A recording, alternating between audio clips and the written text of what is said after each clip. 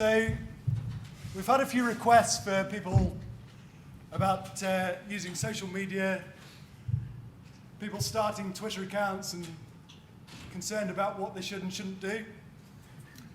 So we brought in a bit of expertise today from our HDB family. We have Gareth Ronalden, who's going to start off in a minute. He's from our dairy sector. And Eleanor Perkins also from our cereals and oilseeds team, just around the rotation from us. But we've got some key tweeters here in the potato industry today. We've got @MannerB&B, who was up with the cockerels tweeting this morning about the event, using the hashtag Club Hectare. Is that you? It's me. It's Chris. Would you like to do my We've got Mr. Skinner. Where has he gone? There he is. Always the first blight picture of the year comes in from, not necessarily from Kent, but a potato dump somewhere for the last 3 years, I think, sometimes in May. So we should get a bit of debate. So what we're hoping to do is give you a short presentation and then take your questions on who. Usually we say at this point, could everyone turn their phones off? But no, we want people to tweet and use them. But has anyone, apart from the people I picked up, been tweeting today? About half the room. That's very promising. So Gareth's going to kick off. Enjoy it, and we'll get interactive at the end. Okay, thank you very much, Jim. Thank you. Thanks everyone for sticking around this late into the day for the session. Hopefully we'll make it worth your while. Thanks to Jim for inviting myself and one of the other sectors to come and speak to you. It's a really good opportunity to kind of share some of the other stuff that we've done in some of the other sectors within AHDB. Social media is always a funny one to kind of talk about to a large room, because there's always going to be varying degrees of experience from the people that are here. But hopefully we've got something in here for everyone, or if not, then please do take advantage of the questions at the end. We're more than happy to respond to them. So the presentation itself, just keep it kind of fairly top level. Doesn't go into a great amount of detail on different networks and things like that, but it kind of expresses what's working within the sectors that Ellen and I work in, and works really well, and hopefully gives a little bit of inspiration or just a little bit of a pat on the back that you are doing it well already. So I thought it worthwhile initially setting the scene. Obviously, technology is advancing at an ever-increasing rate. There aren't many industries where this is as obvious as in agriculture. You just got to walk around the event today, and there are many examples in the previous session for those that were there about some of the research that was being done in how that's being implemented. But flourishing disciplines like precision farming with the use of drones and GPS-driven tractors, many things that would have seemed sci-fi just a decade or so ago. But outside of that, how we communicate is moving along at an even quicker rate, and social media is very much a driving force behind that.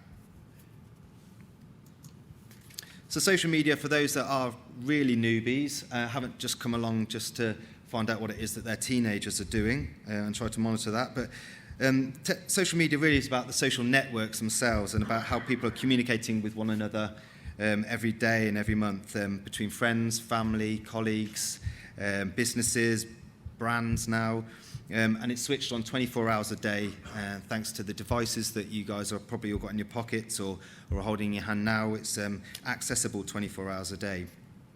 But the two most dominant social networks that most people, when they talk about social media, refer to are Twitter and Facebook. I'm sure you've all heard of them before.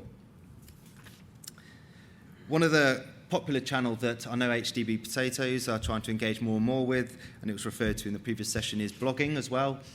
Some people kind of differentiate them, but they are very much the same.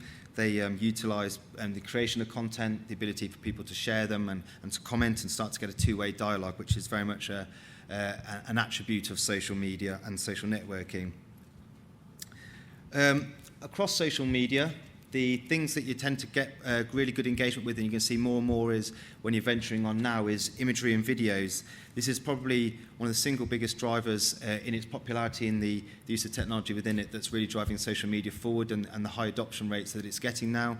When social media first came out, it was very much about micro-blogging, putting small messages out there, people engaging with it, having their own comments. But now with the ability for phones to take strong images, videos, that's really given social media another lift and a real boost to its popularity.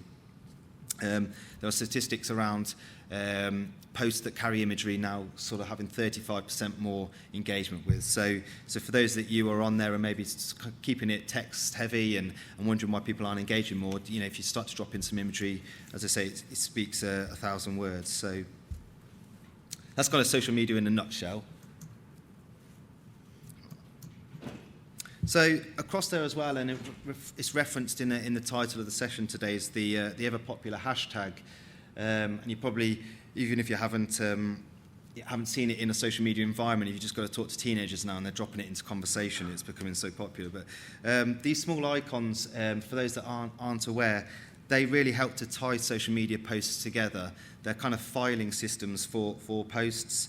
So essentially, if I was to post something about this event, which I have done already today, and some people may have seen it earlier, and put on the BP 2015 hashtag, just about what great seminars are taking place. Anyone seeing it and clicking it, then you can see all the other posts that have that hashtag on related subjects, and you can follow through and find out a lot more information than was initially just in my post. Eleanor's going to talk a little bit more about more farm-specific hashtags that there are out there, and Jim referenced earlier with a gentleman in front of me about the Club Hector hashtag that's very popular. So for those of you who aren't engaging with it, why bother? You maybe have survived this long, and why am I stood up here thinking it's so important? Firstly, the obvious is the scale of the thing.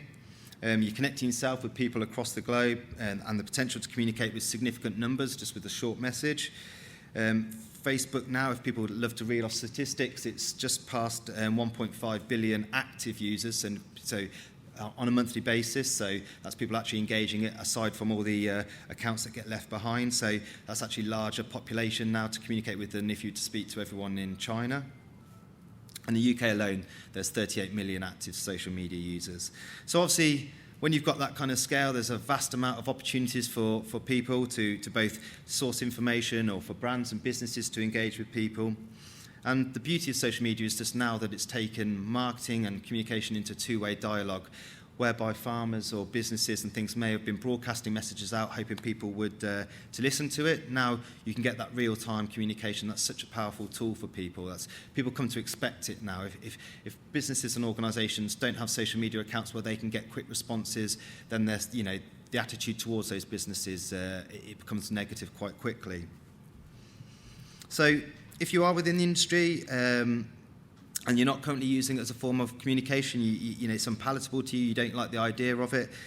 Unfortunately, communication is here already, the future is here, and you will get left behind. And obviously, I would encourage everyone here to try to take some confidence from the session, to venture onto it, sample it, have a go, because the longer you leave it, it will get more and more difficult to jump on the wave, so to speak, with the pace that this channel is moving along.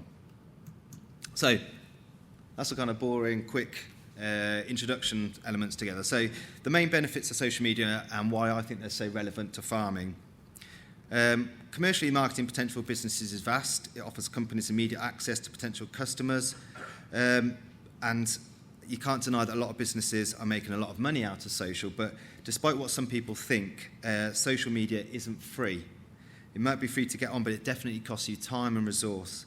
It's also very easy to get social media badly wrong. There are lots of very public cases where companies, brands, individuals as well, sports stars have made faux pas or sent out messages that certainly come to regret, and we all know them. So how you approach it needs to be well thought out, and budget for it appropriately. If you want to do it well in a business environment, then it does require to be thought about in that manner. But for me, the greatest benefit of social media, aside from those marketing things, is the opportunity for networking. Farmers are very good networkers when they come together, but obviously they quite often are working in isolation. So the ability to share best practice, help one another out, problem solving, and in some cases catch up on news or family updates during some downtime. To me and the farmers that I engage with in the dairy sector, that's probably the number one that comes out about what they get out of it and how it's revolutionised the way that they do business on a day-to-day basis. The fact that there's no hierarchy in the networks as well is everyone has access to everybody. It's not tiered. So, you know, for free to access and get onto social media, you can speak to some very experienced or very knowledgeable people. And the vast range and level of information being shared from a variety of sources, expert organisations, businesses, consultants. Also, the opinion of the farm next door might be the most valuable that you're able to get to. I mentioned about isolation, and I think something that can't be overlooked as a benefit for social media, for people that get on there, is the ability to kind of feel that like you're not alone. I come from the dairy industry, and you have to excuse my ignorance a little bit towards the potato industry, but the dairy industry has gone through a very hard time, and just sometimes for people to know that they're not going through that alone is a real benefit to them, and sometimes can just pick up their spirits enough just to kind of get through the next day, the next week, the next month, and keep going.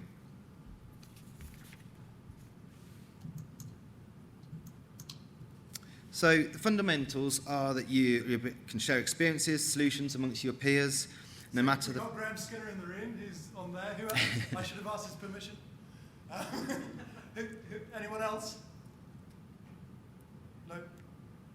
It's Jim's list, so if you're not on there and you'd like to find out why, then please do approach him at the end and collar him. But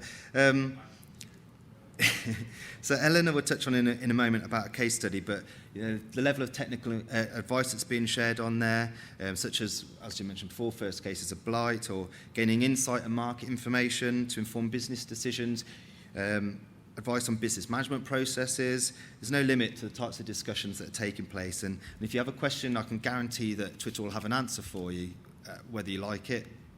That's to be seen, and obviously, if you are putting questions out there and getting responses, then please do validate the credentials of the person giving it to you before you implement anything. But I guess what I'm trying to say is it's not always about delivering a definitive answer to problems. It's sometimes just about sparking conversation and debate, as well as signposting one another to relevant resources, contacts, or companies that can help someone out that's maybe suffering in a particular area. So, and again, Eleanor's going to speak about that in a moment.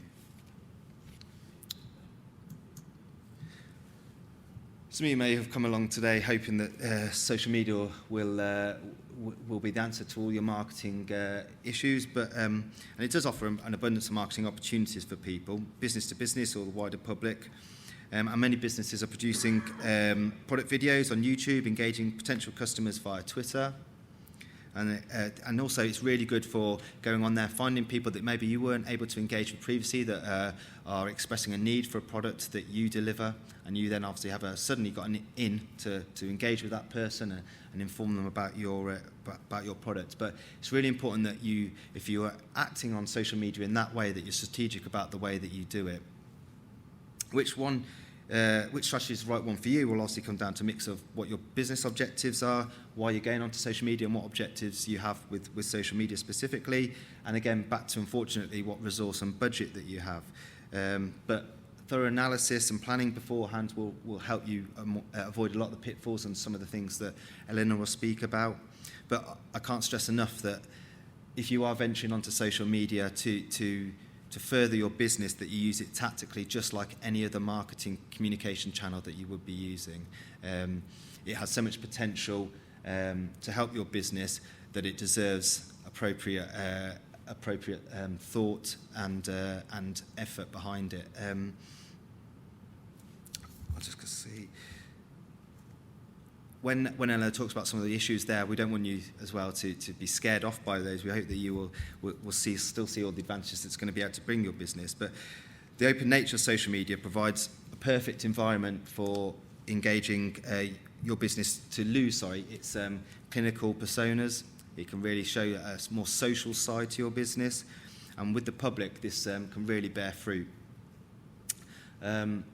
Excuse me if the crop that I've used in this picture, but the public are hungry to hear from businesses and individuals involved in industries that directly impact on their lives. So within the dairy industry, milk and health and the issues around that, we get a high engagement through consumer channels as well. And it's great to be able to give people a little glimpse behind the farming curtain, so to speak, and engage with someone, whether they're young or old, who's keen to learn more about where their food comes from. And there is, through this channel, a genuine opportunity to influence behaviour, even if that is just on an individual level. Communicating these messages in a variety of ways really helps to engage the public, from photos, tweets, infographics and personal blogging entries. The public can get a real feel for your passion, drive and determination. Social media won't always necessarily give an immediate return with regards to social marketing, but if you promote a positive image of your industry, ultimately you increase your brand perception as well. Ellen is now going to cover a bit more about how you should approach the actual information it is that you share. Thank you, Gareth.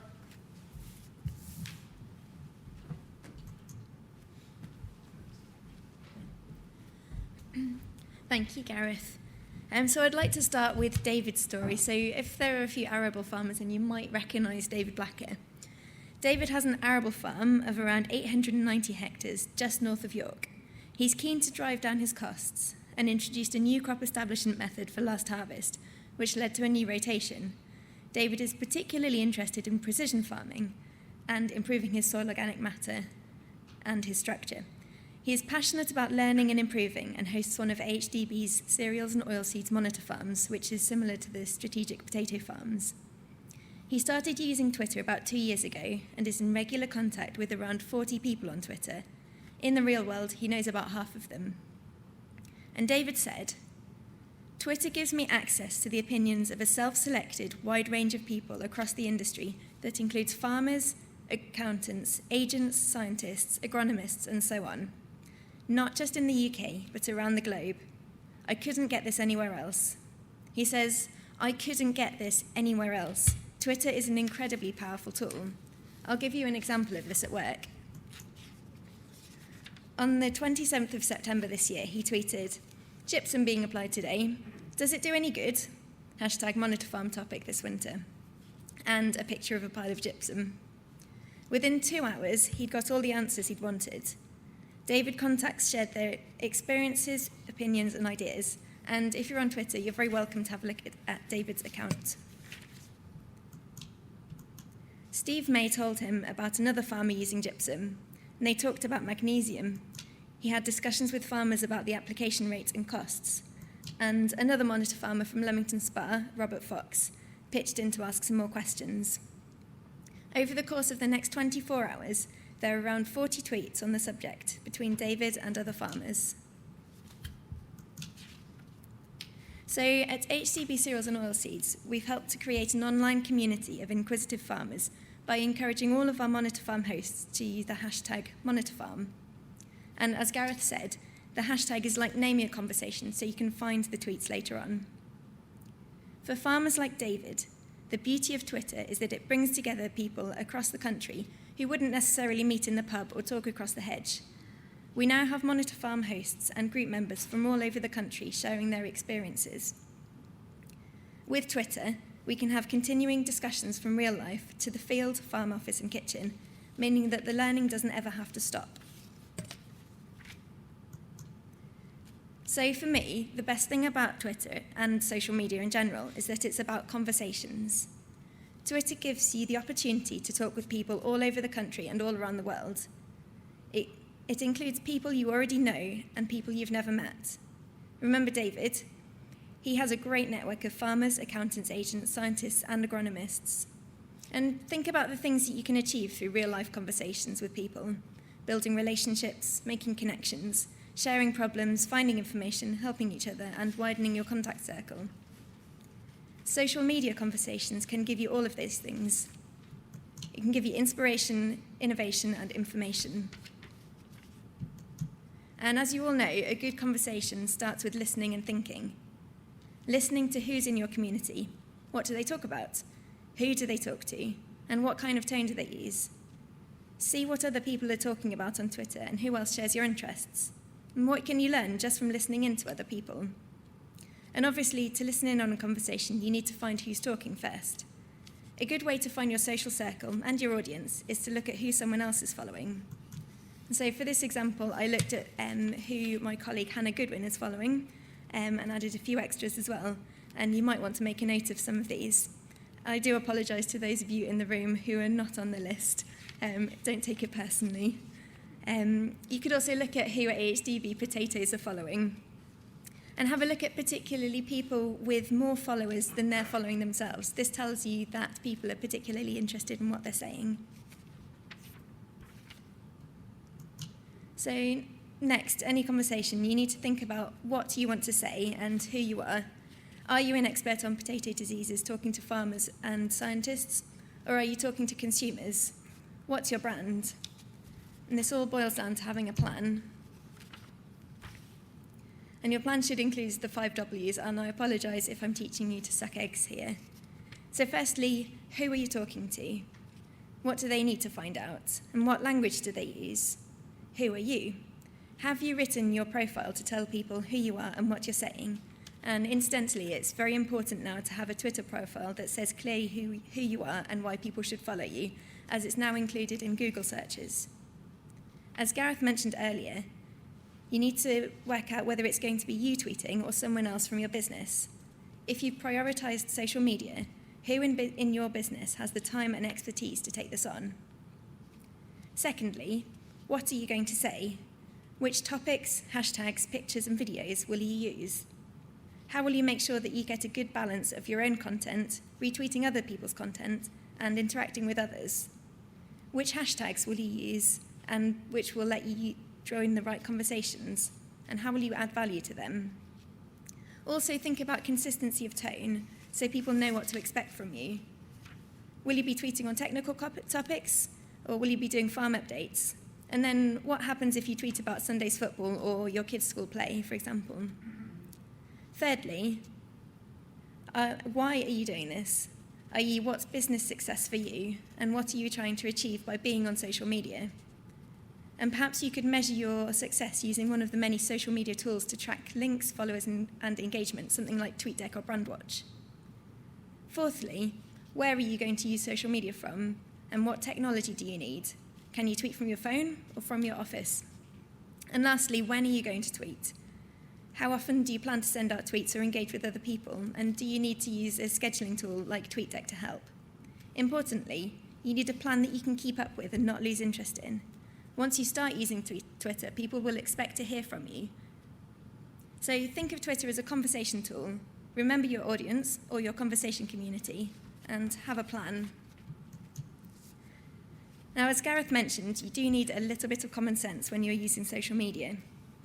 You might have heard some stories, for example, how Ed Balls tweeted his own name by accident and became an internet sensation with over 25,000 retweets, and he was just trying to use the search box to find a tweet about himself. Or there was a top Twitter executive who broadcast a message to his 9,000 followers with sensitive information about a potential acquisition, rather than sending it as a direct message. He deleted it quickly, but not before the tweet had been seen. But despite these high-profile Twitter fails, I'd say that with a little common sense, you really don't have to worry. And just as an example, I'll throw some questions out. So do you read your emails before you send them? Are you careful about what you say to your boss? And do you go somewhere private to have a sensitive conversation? The same kind of common sense applies to what you say on Twitter or any social media network. Remember that you're having a conversation in a public space, but don't let the very few exceptions to the rule put you off what could be an incredibly valuable resource. And Gareth's going to finish off with a couple more examples.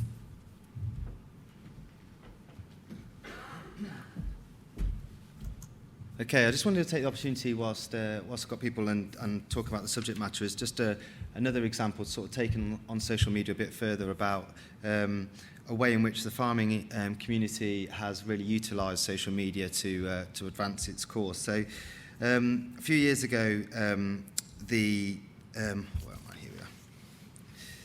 social media became, and once you're active, on social media, then obviously you're able to become part of its community. And this can be incredibly important when you're facing challenges, such as the ones that I've experienced when I've been working in the dairy industry.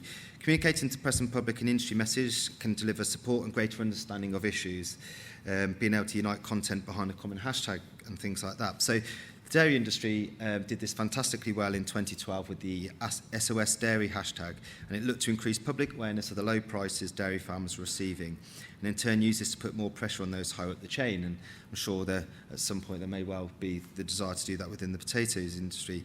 Although HDB Dairy wasn't directly involved with this social media aspect, at the time we weren't on Twitter, it really does stand up as a great example of the way that an industry and a sector came together to advance its common cause.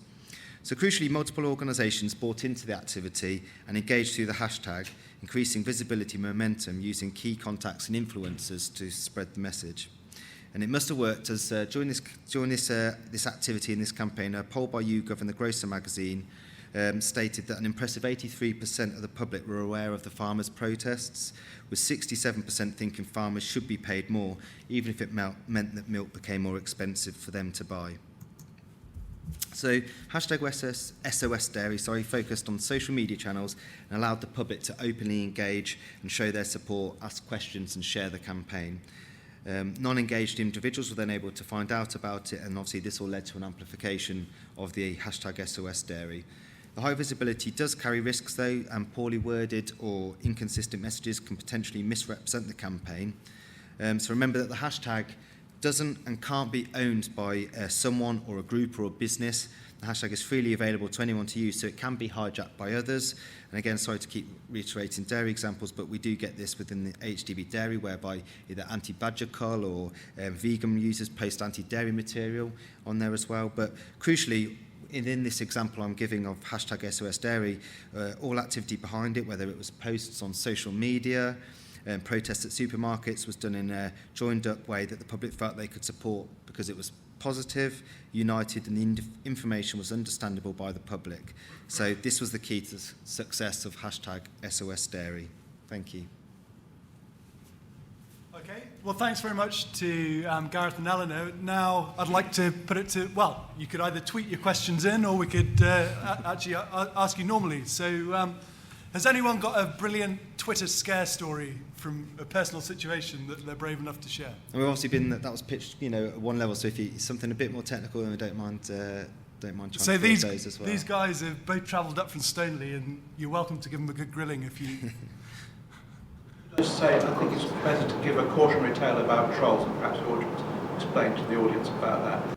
Yeah, well, obviously there will be some people once in an open environment such as Twitter, whereby they may be try to incite you for a reaction, and the name that the gentleman gives there of trolls, and you may have heard impress things like trolling, whereby people with an agenda will try to either kind of incite you to either say something or engage you with dialogue on a particular subject matter. Generally, in those cases, the best thing to do is just ignore them.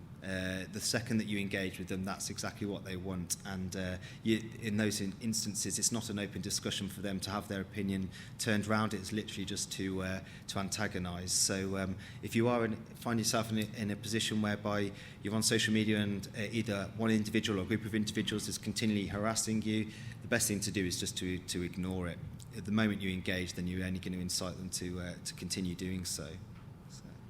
Thank you. This gentleman here? So if you want a scare story, there's two. One's not mine. Depending on who in your business owns the social media login details, don't leave those social media login details just with them, especially if you're going to make them redundant or fire them. There's a very famous, for those of you who know this already, apologies, but there's a really famous instance of HMV going down the tubes. Marketing director calls them all in, fires the entire marketing department, doesn't have the login details to the Twitter account. The person who's been fired is then live tweeting the firings as they're happening from the HMV official Twitter account. So make sure that you know and the people who you use to tweet and post on your behalf are responsible individuals. Also, if they're just because they're young doesn't mean they're experienced. I run a marketing consultancy. I have a very client, and one of my the younger additions to my team, you just assume they're social natives. They're not necessarily. Tweeted something to do, tweeted effectively a personal opinion from a business account relating to berries, and effectively said there was an article in the Telegraph which said this is the future of British farming, particularly soft berries. It was talking about planet Earth, and she tweeted Pokemon from the berry account. Except the problem is that those berries are now grown up in glass, grown up in poly. I ended up speaking to the chief exec of Planet Earth, deputy chief exec, or somebody very high up in Fresca, and the chairman of the British Berries campaign. It wasn't a good day. However, I managed. I apologised. I said straight. I mean, the tweet couldn't have been up for more than 15 minutes, but somebody saw it, and of course, the one person who saw it was the one person who then passed it on the line.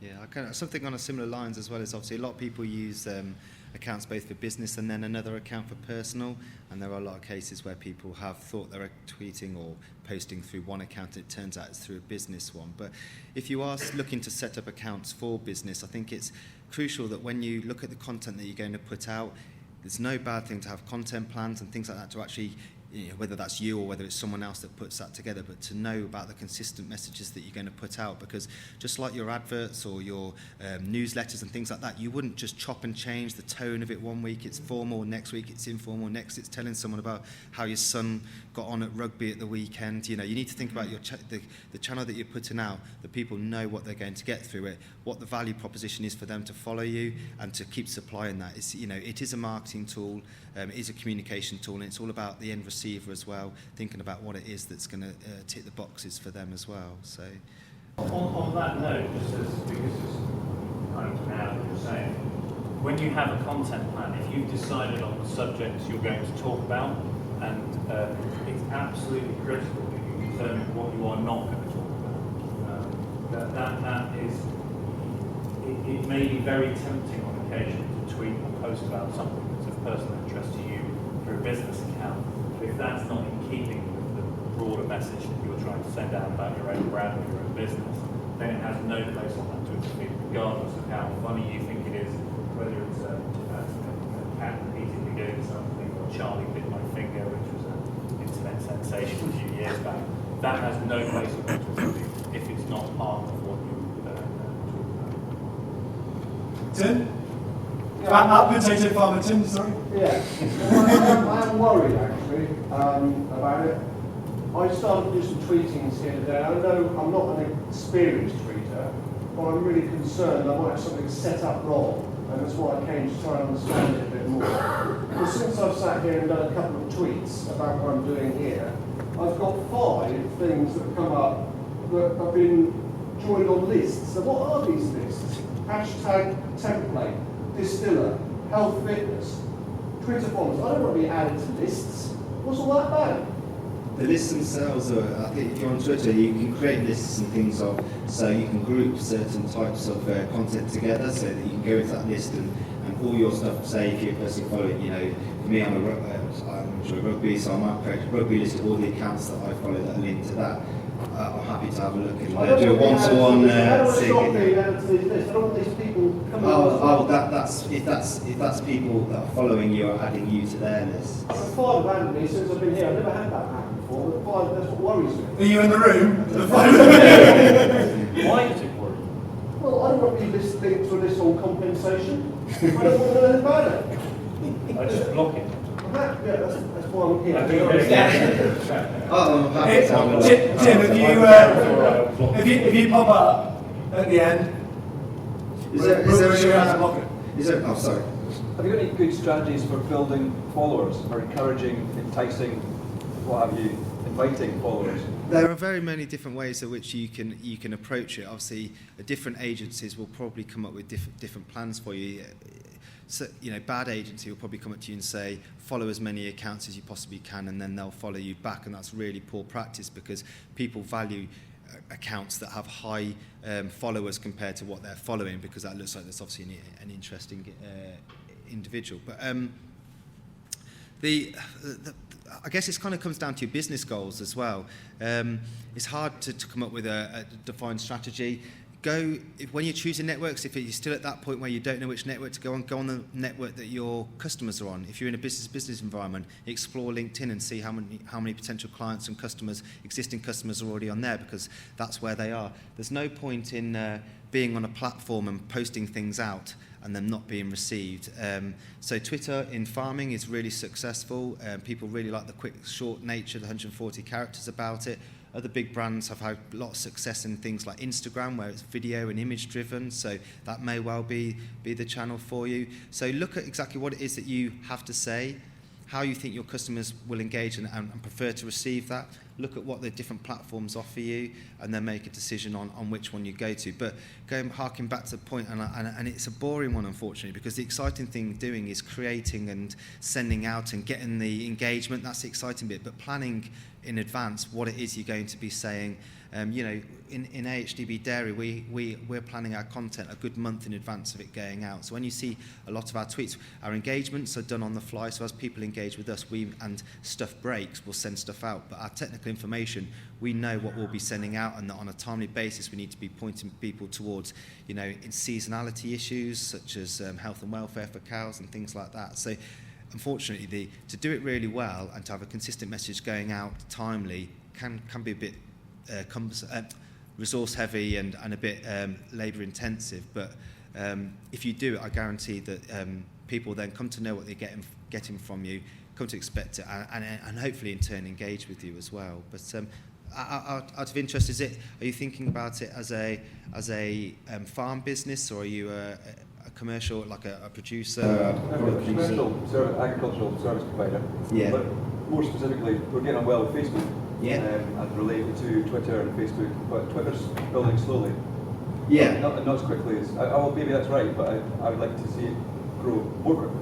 Yeah, well, one of the options as well is the great thing about social media being a digital tool is just the amount of analytics that come with it. Again, a bit geeky, a bit boring for some people, but you can get a lot of feedback about how things are performing. So have a look at some posts, look at how they've performed. Twitter has some analytics tools in it, Facebook does. Have a look at what types of posts are performing well and see if you can replicate the success that those had. Also, they have advertising platforms now. Do some testing with some money and see what returns you can get. I know for some businesses that's not an option, but this is very some of the stuff you can do with just £100 or so. You can do some tests and see what engagement you can get through promotion there. With those tools, you can segment down as well. So if you have a specific customer base, so if they're in a geographic area or they share common interests, then you can segment them and you can start to broadcast some messages to those guys and see what engagement goes. Because obviously, when you get outside of individuals that are just looking to grow it organically, commercial businesses are obviously prepared to put a little bit more money to it to see how you then are going to grade return on investment. That's down to you, whether that's sales leads, whether it's actual sales now can be done through, you can get people to purchase products through the networks. But I guess the great thing about it is there's no one answer. What works for one person doesn't work for another, but then that's about you finding your unique place in it and engaging people that are engaged. If there was one way to do it, everyone would be doing it. You buy followers, can't you? Well, no, not buy followers. No, you can't. You can have some of Tim's. You can. Yeah. There are companies, and I wouldn't go there. I wouldn't touch them. But there are companies, and they're mainly based overseas, that will tell you that they'll get you 1,000 followers, and all they'll be is just robot accounts that have no one behind it. They're just a computer program that can generate them. There may be the odd human in there, but ultimately they'll give you 500 followers, but you're going to get no engagement from them. So what is your objective with the account? 100 real followers that engage with your brand is going to be far more valuable to you as a business. So. I haven't got many followers, Jim, so but I said earlier that I'm a bit of a novice at this. I'd just like to know, and that's why I came along to find out more. You showed a picture of Chris Newnham, Wilkins and Sons up there with strawberries, a child in the... oh, yes, yeah. That's Chris Newnham, and I know him. Mm-hmm. So I took a picture of that, and I sent it to him on Twitter, but I don't know his hashtag, or I just did hashtag Chris Newnham, hashtag Wilkins and Sons, Or should I have done hashtag or should I have done at? Yeah. At. What's the difference between hashtag, at, and how do I get him to see it? The atting symbol, putting their name in there, will notify the owner of that name that they've been mentioned, and it will highlight to them. The hashtag much more is a filing tool, so it's more open. He would have to see that message and click on it. He would not get notified that his name has been used in a hashtag.